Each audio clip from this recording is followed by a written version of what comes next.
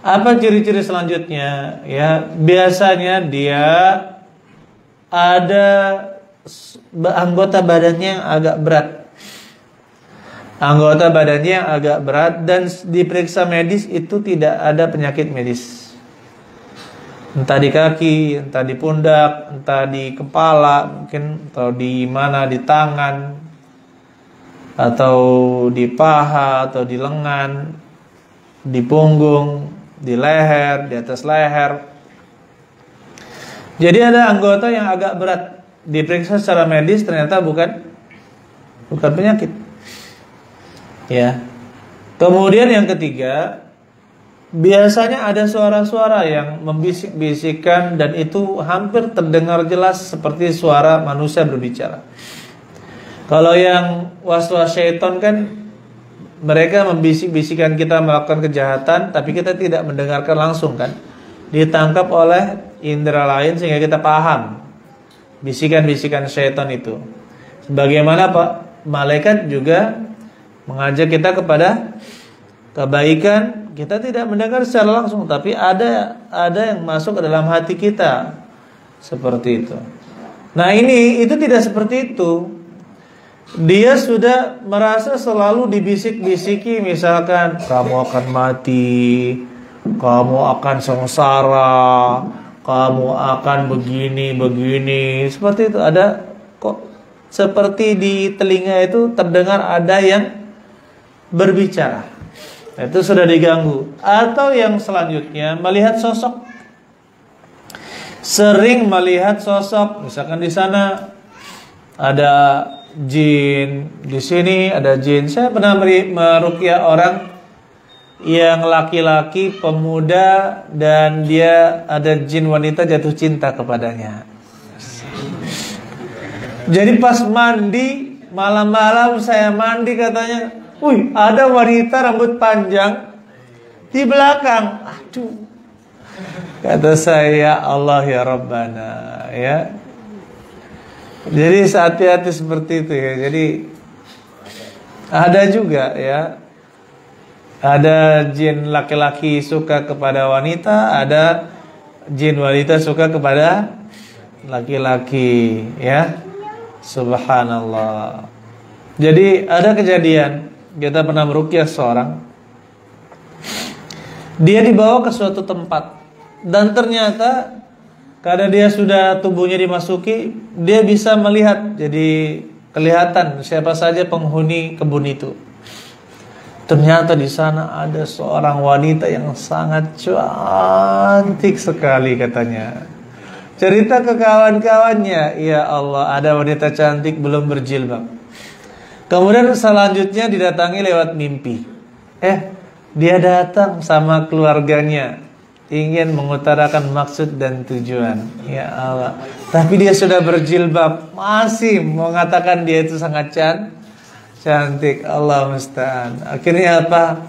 Kita nasihati, jangan terpedaya. Sulitlah kalau antum punya istri dari bangsa jin gitu kan. Sulit. Saya bilang, sudah janganlah, yang jelas-jelas aja. Saya bilang, antum nikah sama yang jelas-jelas aja. Sudah cantiknya jin ya kayak gitu kan. Ya, mending yang jelas gitu kan. Akhirnya kita nasihati yang itu, antum kenal si fulana? Iya kenal katanya. Tolong sampaikan ke dia bahwa si ini dia tuh nggak mau sama dia. Dia sudah ada yang diincar di seberang sana, santriwati gitu kan. Dia mau menikah sama itu. Setelah itu mungkin patah hati juga ya. Nah, namanya jin juga ada patah hatinya karena sudah tahu mau menikah, ya sudah, kenapa mau merebut orang yang sudah punya hati. Insyaallah. Jadi hati-hati. Jadi termasuk baby doll. Baby doll apa namanya? Boneka arwah atau spirit doll, baby doll lagi. Spirit doll itu dia kan diikat jinnya di boneka, ya kan? Kemudian pada awalnya dia itu berkomunikasi di dalam mimpi. Ditampakkan model seperti itu di dalam mimpinya sangat hidup. Dia jadi seperti makhluk hidup. Kemudian kelanjutannya apa? Matanya sudah bisa melihat jin bayi itu. Jadi dia kelihatan tidak bergerak, tapi dia sudah kelihatan dia itu tersenyum, tertawa, berbicara seperti itu. Ya. Kenapa? Karena dia sudah di boneka dan dia sudah mempengaruhi matanya. Ya, Allah alam bisa. Oleh karena itu ya ikhwan, ini perlu kita hati-hati ya. Kalau misalnya pakai foto kemudian masuk ke dalam mimpi begitu, Foto terus foto mungkin karena terlalu sering dilihat ya. masuk ke alam mimpinya, seolah-olah Fotonya masuk ke dalam alam mimpi. bukan orang yang di fotonya itu seolah-olah masuk ke mimpi dia, ikut sama dia. Oh, itu bunga tidur aja tuh. Itu bunga tidur. Seperti orang mimpi, habis main futsal, kemudian dia main di Piala Dunia. Nah, ini habis main futsal mimpi Piala Dunia, itu bunga tidur itu. Ya. Ada juga. Baik. Allah alam bisa. Jadi kita juga pernah mendapatkan pasien, dia tuh setiap hari ditawarkan. Jadi jinnya jin Buddha, katanya dia mengakui jinnya jin Buddha. Kita ruqyah pun dia pun mengakui jin Buddha. Akhirnya apa? Kita ruqyah sebagainya. Ternyata setiap hari didatangi pakai jubah hitam. Apakah kamu ingin kebahagiaan, kesejahteraan? Kalau kamu mau, ucapkanlah ke saya. Intinya mengajak membuat perjanjian.